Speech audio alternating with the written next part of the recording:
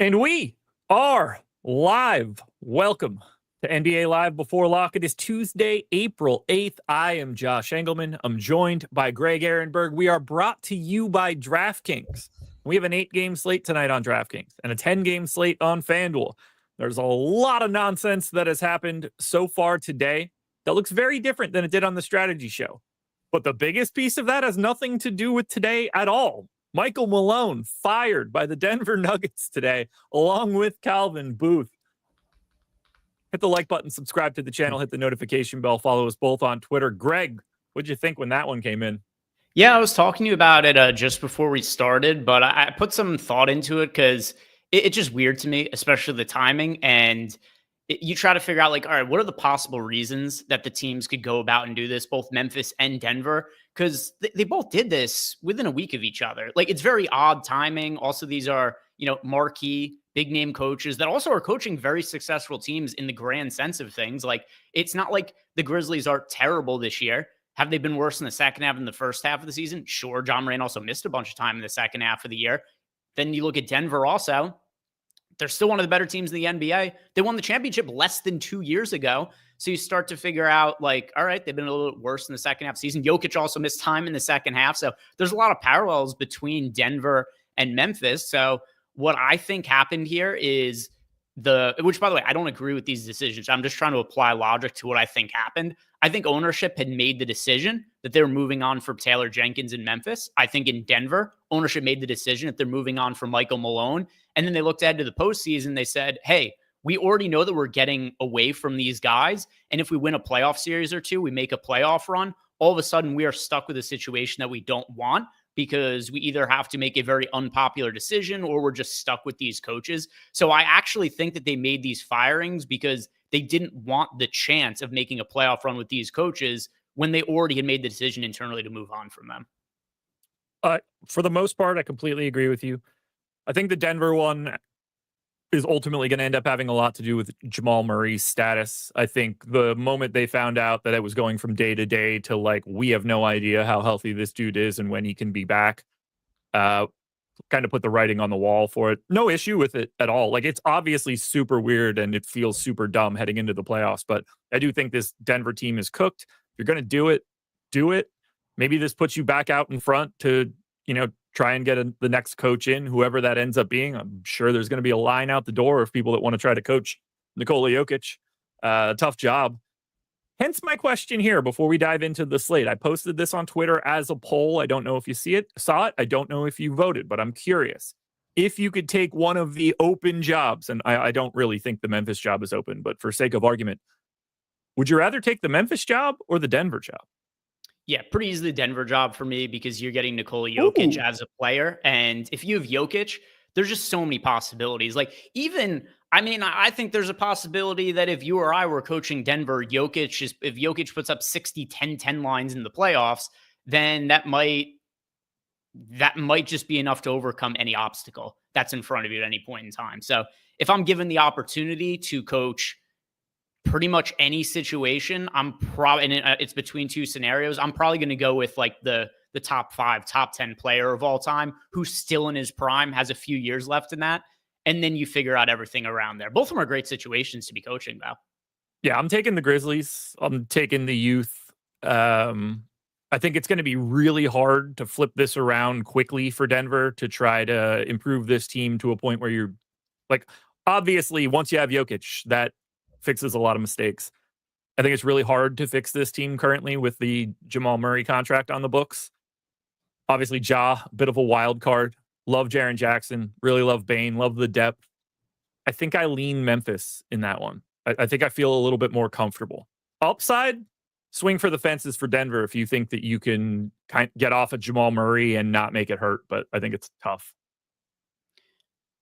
Yeah, if this team's healthy. No right or wrong. Yeah, if Denver's healthy, I still think they could win this year. I don't even think, even without Jamal Murray, like I said, if Jokic just plays to his, like, absolute ceiling and plays out his mind, they could beat anybody on any given night. Sure. No doubt. Well, they don't play today. They don't. Lots of teams do, though. Unfortunately for us, the team that we need to talk about most Facing off against the overwhelming number 1 seed in the East, the Chicago Bulls don't have anybody today. And that is causing massive, massive problems for playing DFS. Here is the injury report for the Chicago Bulls so that you can understand the stupidity of what we're about to say. Lonzo Ball out, Dosunmu out, Josh Giddey out, Kevin Huerter out, Trey Jones out, Nikola Vucevic out, Kobe White out. That is resulting in 6 guys from the Chicago Bulls ranked in the top 10 in our boom bust tool, including 85% ownership to Zach Collins, ranks first. 55% ownership to Talen Horton-Tucker, ranks second. 50 to Jalen Smith, the backup center, who ranks third, flat min. 40% more to Javon Carter, flat min, off the bench. Another 30 for Dalen Terry. Another 15 for Patrick Williams.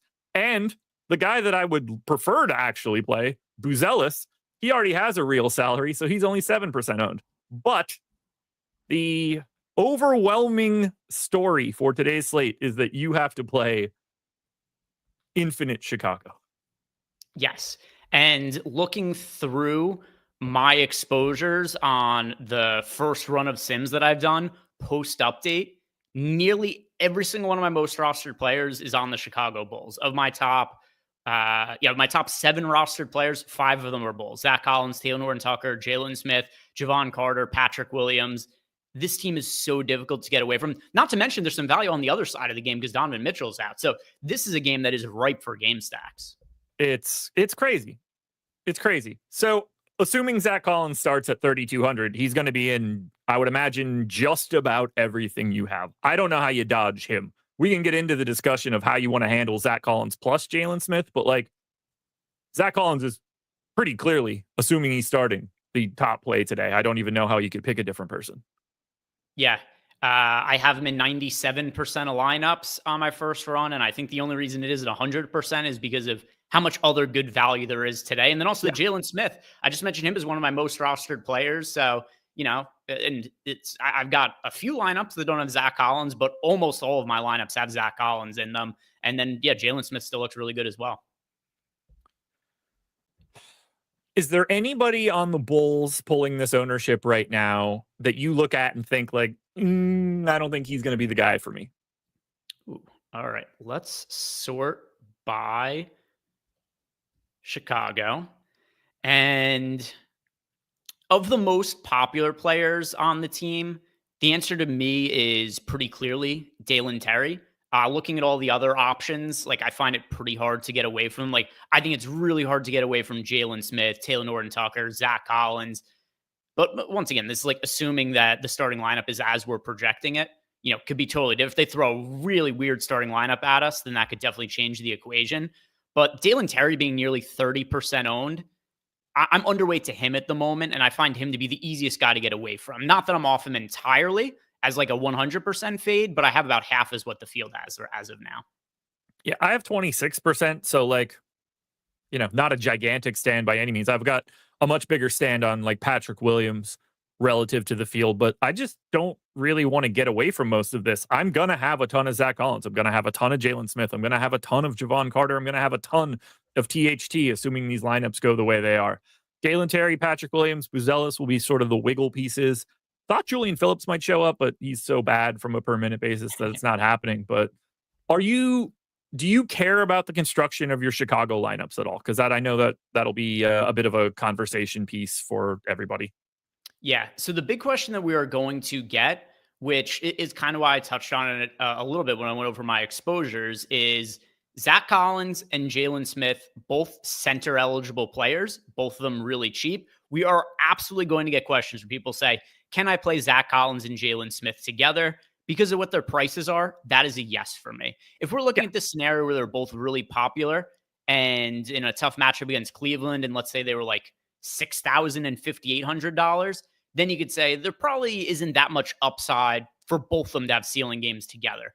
But when their salaries are what they are, you realistically could get, like 24 and 28 fantasy points out of both of them. That could be a winning lineup for today. So considering how cheap their salaries are, yeah, I'm okay with Zach Collins and Jalen Smith being together. I don't view any player from the Bulls pairing them as being problematic. The other question we're going to get asked too is people are going to say, how many bowls could I play in a lineup? Probably don't want to play 6 bowls in the same lineup or anything like that. But if you have lineups with 4 bowls, maybe some lineups here and there with 5, that's perfectly acceptable. But your entire lineup being bowls, that's probably a little bit much. I assume I'm not going to have any more than 4, but considering how cheap they are, like you could see 5 being viable, like almost the entire team sub 4K. Of the 150 lineups I have right now, 9 lineups have 2 bowls. 93 lineups have 3, and 48 lineups have 4. So I have 94% of my lineups with at least 3 bowls in them. And Makes sense. For all intents and purposes, this is the same story on FanDuel. THT is your number 1 play, 50% owned. Zach Collins is second, 50% owned. The prices aren't as advantageous on FanDuel. It doesn't make a difference. THT is 1, Collins is 2, Jalen Smith is 4, Javon Carter is 6, Dalen Terry's 10, Williams and Buzelis both look even better there. Like, you're doing the exact same thing on FanDuel as you are on DraftKings, and it's just playing like an absolute boatload of the Chicago Bulls. I don't know how you dodge it. Awful matchup. Doesn't get much worse than this, but it doesn't matter at all. No, and we're going to see more of these situations as well. People are going to say these guys suck. I don't want to play them. But unless the Bulls go out and score like 50 points as a team, it's just inevitable that some of these guys are going to land in winning lineups today. We saw this like the entire second half of the season with the Memphis Grizzlies. They were playing 8-man rotations for, I'm just going off memory, but what, like 2 months last year? They ran 8-man rotations, and it was constantly guys on 10-day contracts that were rotating in. And it was new guys all the time, too. They're calling guys up from G League. They're getting guys off the couch. And it was just a never-ending run of guys who were 3K that were playing like 32 minutes in individual games. There's a guy, Xavier Simpson, who only shoots hook shots, and he's like 5'10". And he was optimal, not just last year, but also OKC signed him at one point as a tank guy. So we've seen all kinds of shitty players who don't belong in the NBA that end up being in optimal lineups just more often than not in this part of the season. We just got news of the Cavs lineup. We had been assuming Sam Merrill was going to get the start in place of Donovan Mitchell today. That is actually going to be Isaac Okoro, flat min, shooting guard, small forward eligible. He's certainly going to look better than Merrill did. I don't get the sense that he's going to look exceptional given some of the crazy value we have elsewhere. So I'm not sure this is going to matter all that much, but just wanted to note it because it's something we need to talk about. We got through Chicago. Let's get through the other 2 spots that are actually getting ownership, and then we can open this one up a little bit more. The other spot is Cleveland. As I just mentioned, Donovan Mitchell is out, and Cleveland gets the benefit of this ridiculous Chicago Bulls matchup they have today. Garland is 35% owned, and then we have 4 more guys ranked 10th through 20th in Evan Mobley, Max Strus, DeAndre Hunter, Ty Jerome. All 4 of those guys I don't expect to be moving around in projections all that much because of the Merrill-Okoro swap.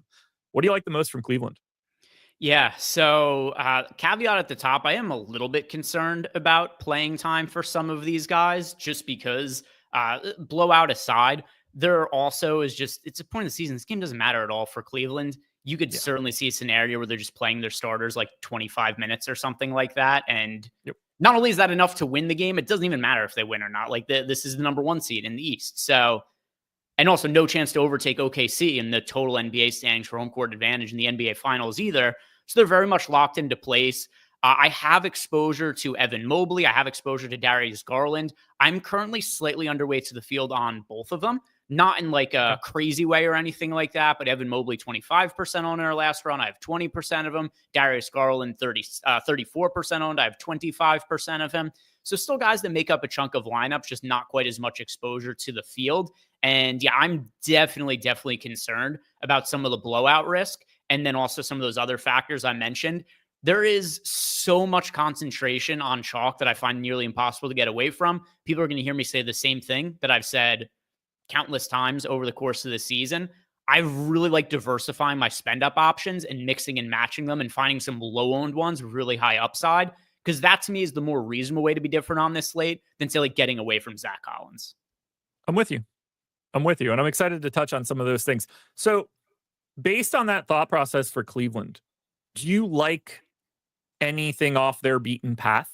Or is there not really anything that you can get to here? And we're going to be looking at other games for like confidence. Yeah. So if this was a 2-game slate like we had last night, where I was digging up, like Jaime Jaquez, who hadn't even been in the rotation as of late, then I would start to look at some of these Cleveland guys who are off the bench, say, hey, I think there's this angle if Garland only plays 25 minutes or Mobley only plays 25 minutes. The problem is, not only do you need to be right on that scenario, you also have to find the players who are going to play minutes. They also have to play well in those minutes, and then they have to outscore the Bulls guys on the cheap end. So it's a really uphill battle. Like, I don't think that it's a thought experiment that isn't without some merits to it.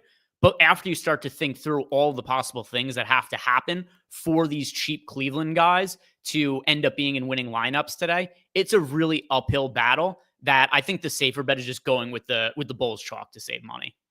Okay. The only other team that's grabbing any sort of real ownership right now is the Orlando Magic. And I use the term team very loosely in this situation because it's not the team. Paolo Banchero is 9,800, power forward eligible, ranks 3rd. He is 60% owned. Franz Wagner, 8,800, ranks 6th. He is 35% owned. Nothing else on Orlando seems to be relevant in any way. It's the same story on the FanDuel side. Heavy ownership, both guys in the top 10. It's just Paolo and Franz here, but how are you managing it? Because we just talked a little bit about how you'd like to get a little bit different for payups. Is Paolo that guy where you're like, okay, if he's getting it all, I'm going somewhere else? So still have a chunk of Paolo, underweight to the field to him as of right now. Caveat being is I don't actually think he's going to come in at what his ownership projection is. Whenever we see guys who the ownership projection, it's like, oh, I get this guy's a really good option, but is he really going to be in more than half the field's lineups? I tend to think no. We also saw this with Banchero, like 2 weeks ago, there was a slate where he was projected for 55% ownership, and he came in at 30% owned. That's probably more in line with what it is that we're actually going to see out of Banchero. So ultimately, he's somebody who, I'm going to be playing, not as much as what's currently projected by the field. So like technically I'm underweight to the field to him, but I have a feeling that I'm probably actually overweight, even though the data says I'm underweight, if that follows. Yeah, I have 55% of Banchero and 30 of Franz. So like, a hair under the field, but essentially right with the field. And I'm with you. I think that 55% that I have will end up being like 10% more than he ends up being or something in that neighborhood. Clearly, we're not going to anything else from Orlando, but the matchup's great here. And I'm certainly not confused as to why we're getting to these guys. We have billions of dollars to spend on our lineups, and it's got to go somewhere. So you end up getting to those particular pay up options. Do you want to work our way through a bunch of super chats we got? Yeah, super chats. And then also, if anybody has questions for us in Discord, hit me up and I'll be looking for any of those Discord questions. Also, really quick, want to let you guys know that 40 minutes from now, this show is going to end. Josh is going to play back. I'm going to be doing PGA Live before lock with Ben because it's such a big PGA tournament. Obviously, the Masters. DraftKings is running 2 milli makers. So it's funny, like you hear a lot of people talk about like, oh, DFS dying, contests getting smaller. It is certainly true that NBA DFS is getting smaller, but there are other sports like MMA, PGA that have actually been getting bigger, and PGA just massive contests this week. So we wanted to make sure that we had a PGA Live before lock to do for this as well. Boom. Michael Wallace. We kind of already touched on this one. 4 Bulls, too many in one lineup, please, before fiance returns. It's not too many. That's not a problem. You didn't do anything wrong. Yeah, well, he's done a lot wrong because he's asked us many things around the realms of how do I late swap when I've got a dinner date with my fiance, and other things too about how to manage his relationships when he's playing DFS every night. So I do think that there's a lot that he has done wrong at a couple of different turns. With that said, Michael Wallace, make sure you're around to doing late swapping today. If you got another one of these date nights planned, we're going to be out and you're not going to be around for late swapping. Yeah, I think it could be problematic when all of a sudden the Bulls are starting. Like, here's what's going to happen. There's that video with that comedian Sasquatch where he's watching the NFL draft and they announce the first overall pick and it's him. Yes. One of us is going to get announced as the Bulls starting point guard. We're going to be saying, me? I'm starting point guard for the Bulls. So just be aware. Tom Kennedy. Yeah. He is. It's in Cleveland.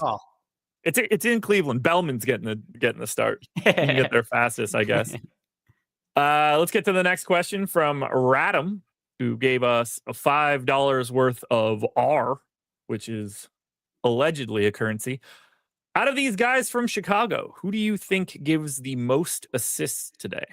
What is that, Ruples? I don't know. It's Real. Real. RADM playing DFS from Brazil. All right. You ready for this? You ready for how awful this is about to be for an answer, Greg? I'm ready for it. Let me look at Here are our assist projections for the Bulls guys. Talen Horton-Tucker, 3.5. Dalen Terry, 3.7. Zach Collins, 3.6. Javon Carter, 3.5. And just to keep it clean here, Jameer Young, whoever or whatever that is also projected for 3 assists. So that's 5 different dudes within a half assist of each other. I'm just gonna guess Zach Collins. That'll be my final answer for who gets the most assists. I'm gonna say THT. I'm going Zach Collins. Josh of Los Angeles. Can you gents run through the Bulls on FanDuel? We did that, right? It's all of them. Yeah, We touched on the Bulls on FanDuel. It's really the exact same guys. So if you look at our Bulls projections for FanDuel, first off, the entire team pretty much projects well. Zach Collins projects extraordinarily well. You've got THT projects really well. Jalen Smith projects really well. Patrick Williams, like all of the same guys that we like on DraftKings, we like on FanDuel as well. There's no real differentiation between the two sites.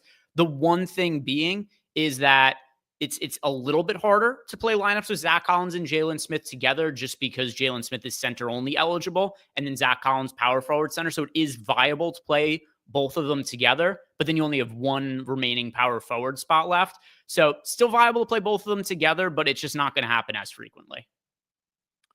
And the final super chat, which I don't really want to use in this moment, but he sent it, so I'll do it. Shout out to Sean Jeezy, friend of the program. Hey guys, what are your thoughts on both Chicago centers in the same lineup?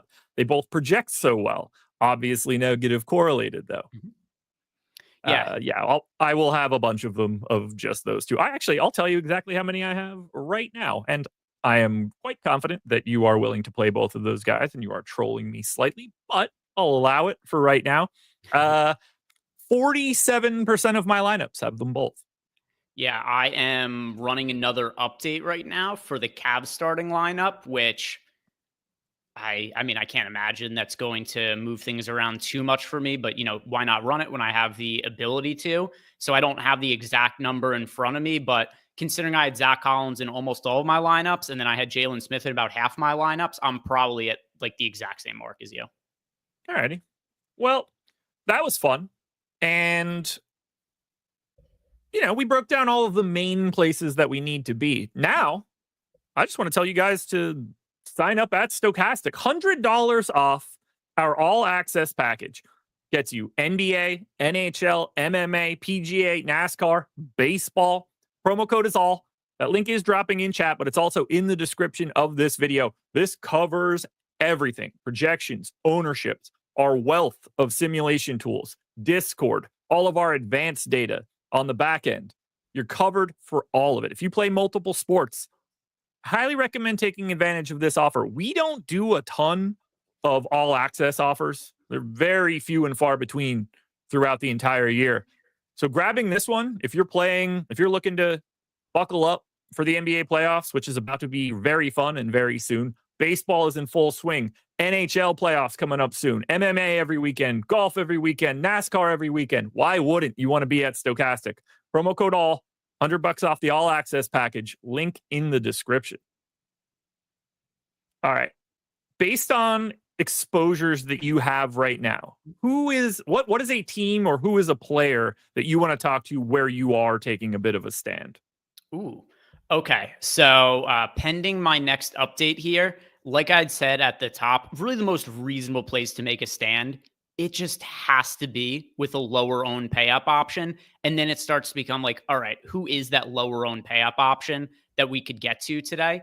And I have an answer that seems really easy to me. I don't know how it isn't Luka, because I just look at the situation with the Lakers for today. You and I were talking about it yesterday. I thought they were going to sit everybody today, Ends up that's Yeah. not the case because we've now got Luka's been upgraded to probable, Austin Reeves been upgraded to probable, LeBron has been upgraded to probable. But now with that said, if I'm going to pick any one of these guys to have their minutes scaled back a little bit, LeBron's pretty clearly the answer for me when it comes to that. And then also you still got Luka, who has as high of a ceiling as anybody that's playing today. Like the ceiling for Luka is massive. And I don't even know if the salary is going to matter all that much. If all these cheap guys from the Bulls go off and some other cheap guys come into play as well, then you're just looking at who scores the most fantasy points. We had this conversation about Giannis like a week or something ago when there was a slate where there was a ton of value and Giannis was on it. So Luka's only 4% owned. Clicking on him is such an easy way to differentiate a lineup and still creating tons of upside. Completely agree. I had 12% on my last run. He's certainly someone that I would like to be well over the field on. Not to mention, it's a late game, so even better if there's fuckery about, like, at least you can sort of try to get off of that. You know, you'll have multiple options in that game, but I trust nothing at this point in the NBA. So the idea of getting to someone like Luka seems pretty reasonable to me. What about LeBron? Because I have 30% of him. Yeah, so I don't think I'm going to have very much of LeBron. I will have some of him, but I don't think a ton. I'm pretty concerned with what his workload might end up being today. Okay. So if I'm going to be going to one of the Lakers guys, I prefer it to be Luka. But like if somebody's playing LeBron, I don't think it's crazy or anything like that. I'm just prioritizing Luka over him. I think that's reasonable. Are you prioritizing any other spend ups? As I'm looking at my stuff right now, I don't really have anything crazy. It's unfortunately for me, LeBron is the bigger stand. Luka I'm getting to, but not as much as I would have expected. What else are you paying up for? Yeah, so as far as other pay up options on the slate, I mean, like SGA also makes some semblance of sense. Another thing too about Luka is if you look at all of the pay up options today, which as we've addressed, there's room to be paying up for these guys. Luka only being 5% owned. All these other guys are still pulling ownership other than Trae Young. Trae Young's also 5% owned. LeBron also fairly low owned, 11%. SGA is 16%. We've got Giannis pulling north of 30% ownership, which totally makes sense. Banchero, he is incredibly popular, though once again, I don't think he's going to be quite as popular as what he's projected to be. So Luka's the one that makes the most sense to me, but SGA as well at 11,400. On other slates where you have him projected for just over 50 fantasy points, you probably wouldn't be paying up for him. But on a slate like today with near infinity value, SGA is going to be not all that difficult to be getting up to. So my number one priority is going to be Luka if I'm looking for a lower owned guy. But SGA is also somebody who, as I'm running updates, I expect I'll be a little bit overweight to him. I'm neutral right now on SGA. I'm hoping I could offload a little bit of LeBron and get to him. I'm doing another rerun as well. The ownership and everything that's on the screen is officially updated for our most recent run at like about 20 minutes after the hour. So that's all freshly updated. How about not as a pay up? Are you taking any major stands on anybody else? Patrick Williams would be the only other guy that I have like a pretty sizable stand on outside of like heavy chalk. Anybody else sneaking into your list? Yeah, Wallace, can you go back to the Bulls ownership really quick while I have everything Absolutely. updated or while I have everything updating? Because I want to see what the most. All right. So we have, yeah. All right. So I agree with you on Patrick Williams. I think that he is somebody who I prefer to play to Dalen Terry. Now, with that said, it does look like it's still the same. I was looking at your column as opposed to the ownership. The fact that we could get Patrick Williams at 16% ownership and that being half the ownership of Dalen Terry, that's appealing to me. Another one too is Buzelis. Like Buzelis in the mid-range, I know that this is a slate that really sets up to be stars and scrubs, but there are so many guys who are out for the Bulls that Buzelis has a pretty good opportunity to just lead the team in usage. Like you look at the starting lineup for Chicago, him being the high usage guy on the team would not at all be shocking. And then also his minutes could get extended more than usual with all the guys who are out for this team. So Buzelis, if you're looking for somebody who is really low owned on the Bulls, he's somebody else who makes sense. So trying to manipulate some of the Chicago ownerships, but Patrick Williams, Buzelis, both make sense to be overweight too. Cully Poston hit us with a super chat. He said, I'm running late. Which teams actually care about today's games? Probably none of them, but here, I'll walk you through there are some very high leverage. Well, not some, but we do have high leverage games on. So like Magic and Atlanta, massively important game. Massively important game. I don't even know why we still care about divisions in the NBA. There was a point in time where it guaranteed you some sort of seed, but Orlando and Atlanta, they actually are playing for the division to some extent, which doesn't matter. But what does matter is that they are also playing for seeding in the play-in game. Orlando right now, 38-40. Atlanta, 37-41. There's only one game separating these teams in the standings. And with that in mind, this is a game that could massively change what teams' odds are to make the playoffs. And actually, Atlanta, not all that long ago, was like minus 400 to make the playoffs. Now they're close to a pick'em to make the playoffs as they have started to slide. Hilariously, Chicago is now looking to be like somewhat relevant in the playoff mix, because now you got their odds of making the playoffs are starting to increase as Atlanta slides. Chicago's actually won some games down the stretch of the season. So if we look at the standings right now, because it is relevant. All right, so in the standings, there is one game that separates Orlando and Atlanta, but also only one game that separates Atlanta and Chicago. Chicago's not winning this game in all likelihood, but Atlanta, let's say Atlanta loses, Chicago, seemingly punting this game.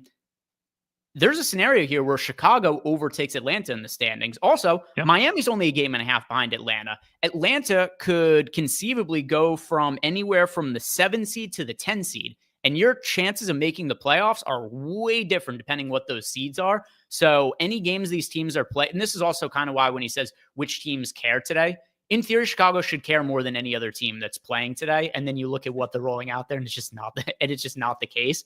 But yeah, that Chicago, that Atlanta Orlando game, that is one that has a lot of implications. We've got Pacers Wizards, doesn't really matter. Pacers seem pretty locked into what their seed is going to be, because the Pacers are 3 games behind the Knicks, but 3 games up on the Bucks. So pretty safe to say Pacers are going to be the 4 seed.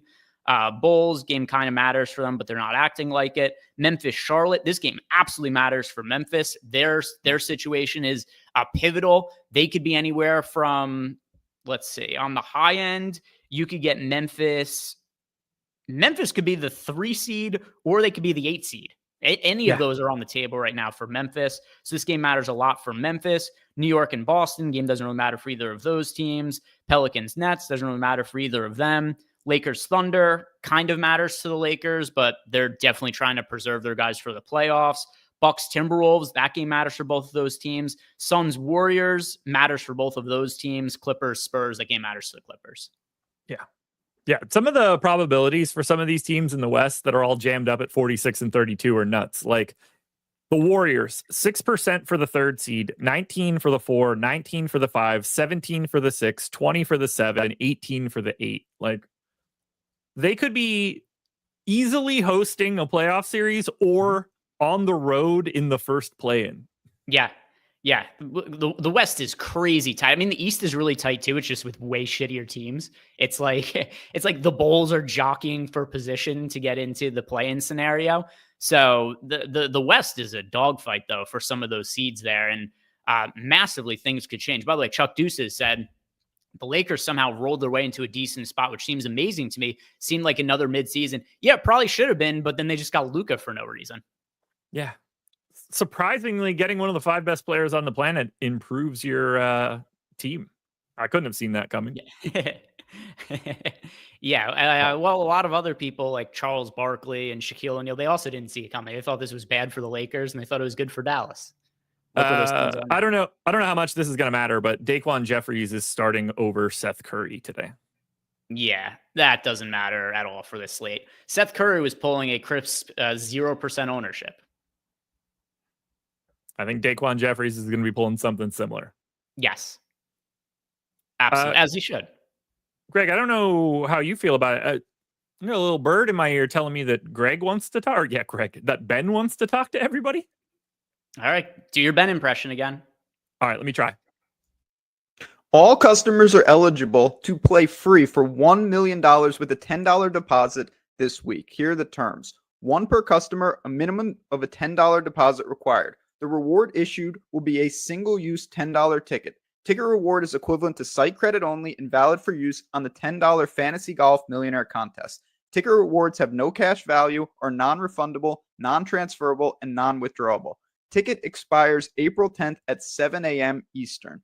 For terms, visit www.draftkings.com/promotions. Offer ends April 10th at 6:59 a.m. Eastern. If you do have a gambling problem, call 1-800-GAMBLER or 877-8-HOPE-NY. You can also text HOPE-NY at 467-369. Help is available for problem gambling. Call 888-789-7777 or visit ccpg.org. Must be 18 plus in most eligible states, but age varies by jurisdiction. Eligibility restrictions applied. Void where prohibited. Max 1 per customer. Minimum $10 deposit required. One single-use $10 ticket rewarded. Ticket reward is site credit only, valid for use on the $10 Fantasy Golf Millionaire Contest. Ticket reward expires April 10th at 7 a.m. Eastern. For terms, visit www.draftkings.com/promotions. Offer ends April 10th at 6:59 a.m. Eastern. Sponsored by DraftKings. Sorry, that's tough on my throat. Yeah, I got to announce to you guys here. We got Bulls news. Sorry, doing Ben is tough there. I thought it was funny there was people in chat that they're debating whether you sound like him or not. I think it's funny that Mike thinks I'm doing a terrible Ben. It was pitch perfect as far as I'm concerned. Well, it's up to people to decide whether you sound like him or not. Talen Horton-Tucker not starting for the Chicago Bulls. That will be Javon Carter. Zach Collins not starting for the Chicago Bulls. That will be Jalen Smith. Jalen Smith is about to look better than Zach Collins did, which is kind of crazy. Yeah, I mean, now the question, I'm really interested to see what our projections update is. And Zach Collins is still going to be in play, but Jalen Smith, what we said about Zach Collins before, where it's like Zach Collins is impossible to get away from, Jalen Smith is now that guy. Jalen Smith is now the guy who's in close to 100% of lineups. Yep. And, Zach Collins is still going to be owned probably 30%, less than what Jalen Smith was owned. But Jalen Smith is a 0.2 of a fantasy point per minute guy better than Collins. So that's going to look good. And then Javon Carter is going to be owned even more than THT was, I would imagine. So it's not really going to make much of a difference. It's just kind of shuffling these names around. We're still going to get to a shit ton of Chicago either way. Derek White in, Drew Holiday in, Porzingis in, Jaylen Brown in, Jason Tatum in. All right. So we got, I wasn't really expecting that from Boston because they never end up ruling guys in. But one thing that is definitely of interest here is that nobody's of interest from Boston. We can kind of write this team off to an extent, in my opinion, now. Yeah, you're not playing anybody from the Boston Celtics.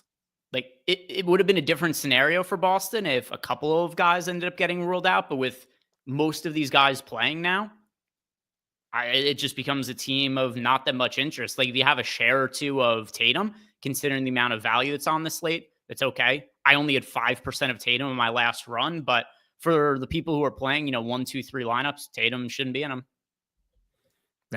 No, it's just, I'll put it up on the screen quickly here. He's if you're getting to anybody, it's only Tatum. He's 8% optimal in our last run, and everybody else from Boston was 0. So it kind of explains what we got going on here. We just got a super chat from Austin Bauer. Best at every position on DraftKings. That's not going to be too difficult. Center is pretty easy. That's going to be Jalen Smith. Point guard's going to be pretty easy. That's going to be Javon Carter. I just play all the Bulls. Yeah. So if I look at my last run and then make some just general assumptions about which guys are going to be where, it would have been THT before point guard. Now it's Javon Carter at shooting guard. Boy, shooting guard is kind of a dog shit position. Shooting guard actually, I think, is going to be Anthony Edwards for me. He's another fairly low-owned guy who I think makes a lot of sense. Okay. Shooting guard, especially now that we've lost THT, and THT is still somebody we're going to be rostering, but he doesn't look quite as good now as he did before. This makes the shooting guard position considerably worse. So with that being the case, I think I just want to pay up for the guy who has the most upside at the position with the just the most upside combined with modest ownership. That's going to be Anthony Edwards for me at shooting guard. Small forward, the way things stand right now, I think Franz Wagner is a pretty good pivot off of Paolo Banchero at the small forward position. At power forward, that is going to be Giannis for me. And then center, that is Jalen Smith. Speaking of Giannis, welcome back, Bobby Portis. Yes. Yeah. So Bobby Portis back in the mix. I have no clue what to expect from his workload, though, because, this wasn't an injury. But at the same time, too, it's like, what is his conditioning like? He hasn't played in a game in a meaningful amount of time. I really don't know what it doesn't matter for him. Obviously, we're not playing him on the slate either way. But the more he plays, the more it takes a little bit away from Giannis, because there just aren't other high usage guys on the court with Giannis. But are they going to run lineups where it's Giannis, Bobby Portis, and Brook Lopez together? And then anytime that Giannis is playing with Bobby Portis, that's slightly less usage than he would have otherwise previously had. So Giannis, from a projection standpoint, is the top pay-up option on the slate. But Portis being back, it's like, I don't know, 1.5 fantasy point difference than what he otherwise would have been projected for. We've got about 15 minutes or so before we end up getting to the 7 o'clock lock. So I know you guys are going to want this information. Let's get, I can't talk. Nuke of the night.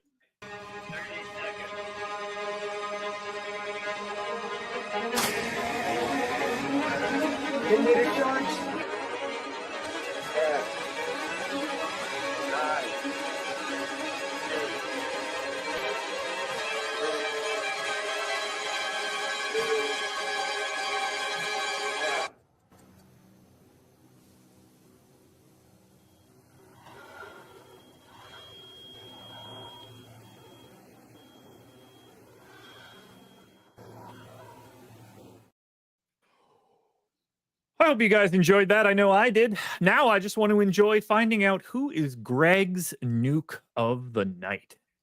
Yeah, mentioned this guy a second ago, but with the new outlook of the slate, making the shooting guard position a little bit weaker, and also with the desire for me to find the highest upside guys to be paying up for that are not crazy popular, like Apollo Banchero, Anthony Edwards fits in perfectly at that shooting guard spot. He's also had some subpar performances as of late, so his salary, while the salary doesn't matter too much for this late, he's not breaking the bank either. So Anthony Edwards, I think that I'm about to be like 2x the field on him. He's probably going to be somebody in a third of my lineups or something along those lines. I'm really interested to see what the updated ownership ends up being on him, but if it stays in the teens, I will be way overweight. I guess I'm going to be looking to something relatively similar, but slightly more expensive. You talked about him before on my last rerun at the midpoint of this show. He was only showing up in 15% of lineups to the public. He's showing up in 30% of mine. Shai Gilgeous-Alexander, about to beat the brakes off the Los Angeles Lakers. Nuke of the night, SGA, your future MVP. I don't hate it. I don't hate it at all. I mean, SGA also, if he had shooting guard eligibility on DraftKings, I would be playing just a metric shit ton of SGA. He'd be somebody who shows up in a ton of lineups. And same thing over on FanDuel. He's point guard only eligible. Maybe my memory is wrong, but I think he was point guard, shooting guard, especially on FanDuel for a while this season. So now that he's only point guard, it does make him still a good option, but somebody that does somewhat temper the amount of exposure I'm going to have to him. But either way, somebody who I do think I'll be overweight to. Is there anybody we haven't talked about yet that we need to talk about? Yeah, so when we get the projections updates for the Bulls, which I'm going to refresh that page to see if it's there yet. It is 50 seconds ago. Perfect timing that I pressed the refresh button.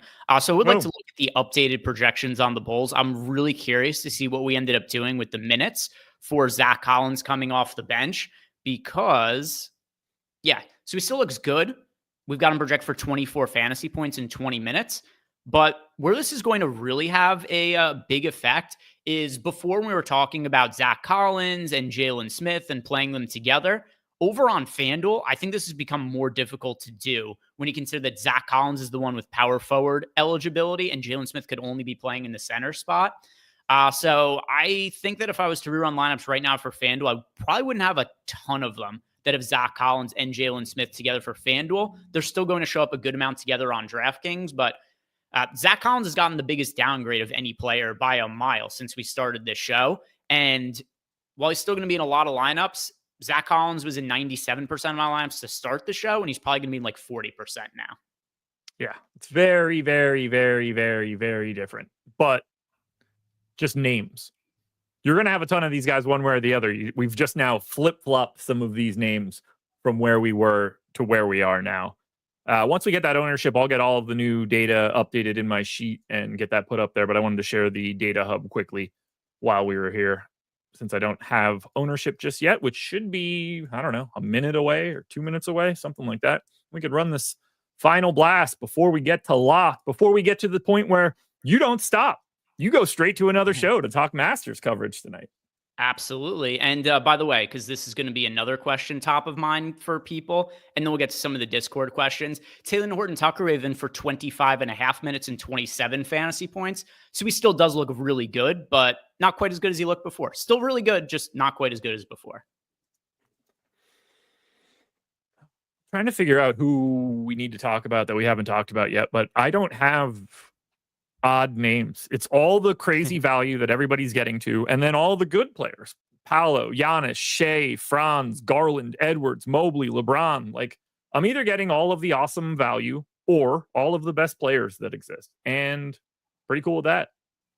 By the way, Casey Conroy, before I do not want to miss this because I fucked up the other day. Casey Conroy left us a super chat. I missed it. So I owe him one. And he left a question in the chat. So absolutely, Casey, this is the IOU. And now we're square. I apologize once again. And also, to make it right, because I still feel really shitty about it, if you got another question, like on an upcoming show, throw it into, and I'll give you another one for free as well. But he says, since I missed his super chat the other day, Mobley and Bruce Brown or THT and Boncaro. That is THT and Boncaro for me. Not even remotely close either. Yeah, THT and Boncaro. Yeah. Bruce Brown, as of right now, projected for 4% ownership. Not a guy today. No. So, like, we have a downgrade for THT now that he's coming off the bench, but it doesn't mean that all of a sudden he's like a Bruce Brown level option for the night or anything. Trying to figure out if there's another team to talk about, but only the Bulls, Cavs, and Magic have aggregate ownership north of 41%. 41 is Minnesota. Obviously, we talked about Ant. There's not much else for Minnesota other than maybe like a little bit of Randall or Gobert. Who are we missing? Is there a sneak team today that we need to talk about? It's not a sneak team as much as, you know, like what I like to do is find some of these lower owned guys. Like to me, the sneaky team is the Lakers, just because that their pay up options who have upside the field isn't playing. Touched on that a little bit. We got a couple of Discord questions as well. One of them, Ethan asked our most roster or our players were most overweight to at each position. Let me rerun the Sims once ownership updates, because it's a little hard for me to know who I'm overweight to when we don't actually have that ownership. So I will be able to get you that shortly. Before we get there, King Yusuf is asking, what are thoughts on Morant for a DK GPP? Feels a little bit underpriced. So I've had some success playing Morant at really low ownership this year.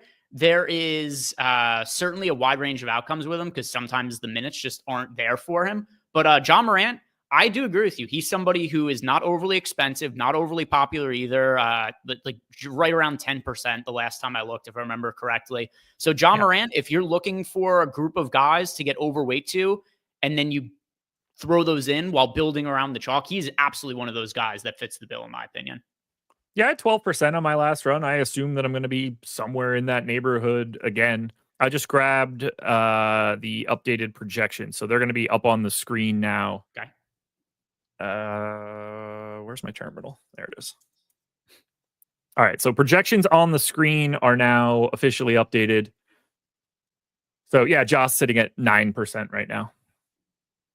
Yeah, that's a very, very easy mark to be overweight to, and one that is justified to be overweight to. Yeah, absolutely. I don't think that's crazy at all. I mean, that like they want to win. It's not like they're punting, and they're playing Charlotte. He shouldn't meet too much resistance trying to succeed today. Hornets confirmed not good. No, not at all.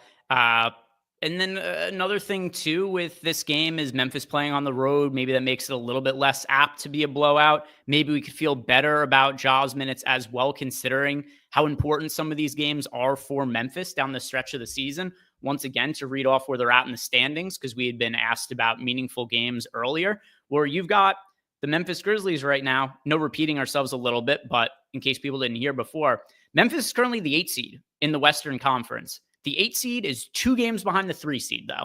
So they could be the 3 seed or they could be the 8 seed and be playing a road play-in game to start the play-in tournament. So very, very important games for Memphis. I don't think they're going to be messing around if the game is remotely close at the end of it. I think the starters will still be in. And I think that matters a little bit and is a consideration at this point in the year. Man, the amount of names of guys that are showing up in chat of players that are just like not even on my radar in the NBA today is crazy. Reeves, Beekman. It's just what? Jarris Walker. What are we doing here, guys? Do you guys want to have money by the end of the day? Yeah, there's who's the player that's pulling ownership do you think is least justified in the ownership they're getting? Oh, interesting question. I'll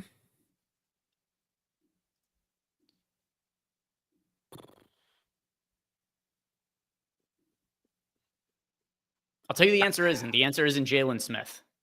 No, it isn't. No, it isn't. I mean, I do think Paolo feels a tad high given what's going on. Like 60 is a bit strong given the amount of payups we have here. I don't have too many other like reasonable options, I don't think.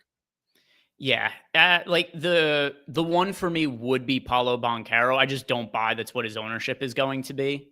Still, yeah. What's the updated number now? 60. Yeah, it's just no way he's 60% owned on a slate like this.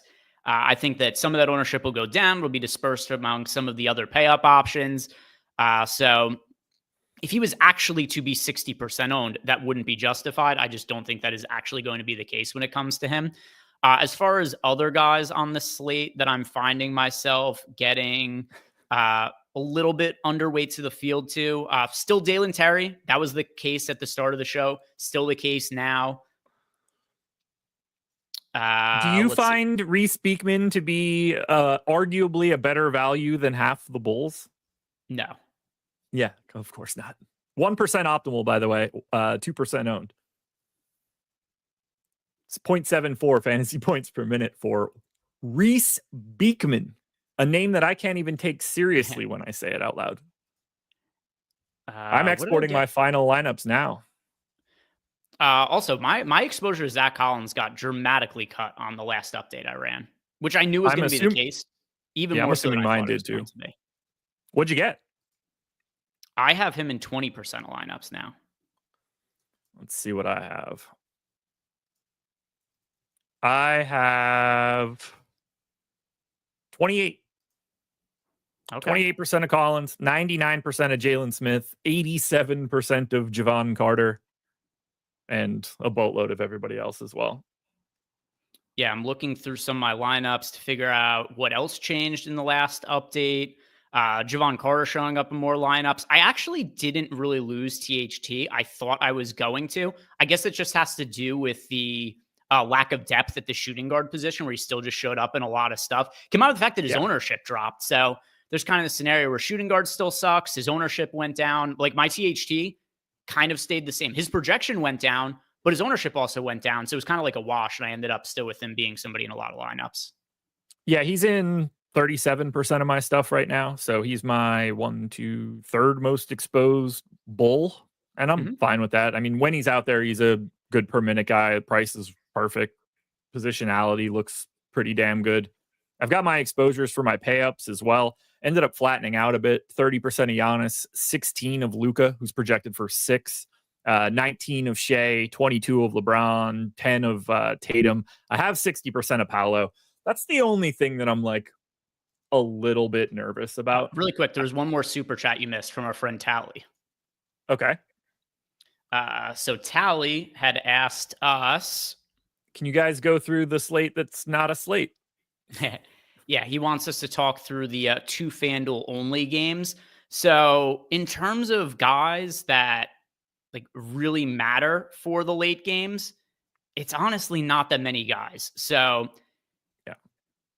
if you are going to be paying up for any of the pay up options in that game, like if you're paying up for Kawhi, it seems like he is back to being himself, which is, I'm really excited for that. Hopefully the Clippers do end up securing a playoff spot and they're in some high leverage games because Yes. this team is dangerous if Kawhi actually ends up playing and is healthy. Kawhi also is questionable for today, though, which is something that also makes these games kind of hard to talk about to some extent. So if Kawhi plays, I think that he's worth certainly clicking on for the late games. If he doesn't play, Harden looks really good. He's the guy who would have the most interest. And also because Kawhi is questionable, Tally, I think that if you are somebody who uses our Sims tools or if you just hand build lines, I think he's somebody who's worth boosting in the event that Kawhi doesn't end up playing.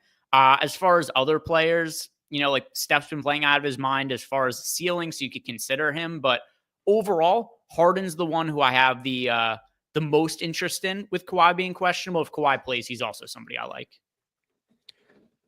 Well, we're about 2.5 minutes from lock. I've got my lineups in. Greg, I hope you have your lineups in. We are going to be going to playback right now. And by we, I mean me and the rest of you guys in chat, because Greg's got to go talk about the Masters, but you're getting me for an hour on playback, and that is coming up next. Greg, anything else to add before I head over to playback and you head over to the Masters live before lock?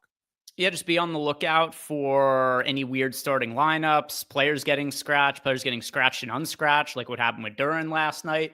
So if you guys do want to watch the PGA show, it is going to be right on the Stokastic YouTube channel. If you got questions for me, same sort of process. If you're a sub, hit me up in chat. I'll be answering those on the show. Other than that, guys, like the video, subscribe to the YouTube channel, and you can watch Josh in playback, and you can catch the PGA show tomorrow also, because that still is going to have another, full 24 hours of utility. Well, there we go, everybody. Hit the like button on your way out the door. If you don't want to watch on playback, I get it. You're wrong. You should be. But if you don't, Greg and Ben are going to be live on YouTube very, very shortly talking about the Masters. Good luck, everybody. I'll see you on playback.